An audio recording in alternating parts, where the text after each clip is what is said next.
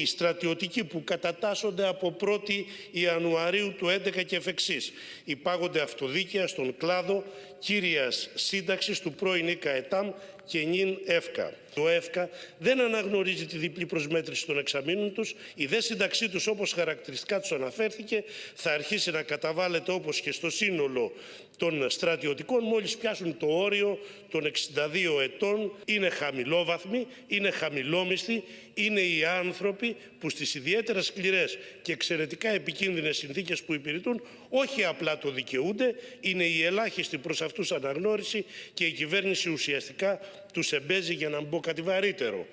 Όσον αφορά τα στελέχη που κατατάχθηκαν από την 1η Πρώτου του 2011 και θεμελιώνουν δικαίωμα συνταξιοδότησης από 1η Πρώτου του 2013 και μετά, δικαιούνται σύνταξη εφόσον συμπληρώνουν τις προϋποθέσεις που ισχύουν για όλους τους ασφαλισμένους.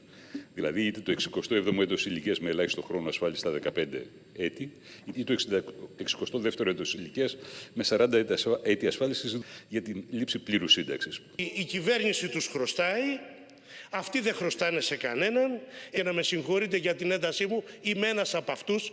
Προέρχομαι από το χώρο των ειδικών δυνάμεων, βίωσα τα διπλά εξάμηνα, είδα τα προτερήματά τους και δεν θέλω να πω ότι από τον Αφιένα και κάτω δεν υπάρχει κόκαλο που δεν έχω σπάσει. Αυτούς τους ανθρώπους βάζετε εσείς στο ίδιο καζάνι με όλους τους άλλους. Βέβαια δεν είναι οι μόνοι οι οποίοι βιώνουν όλα αυτά.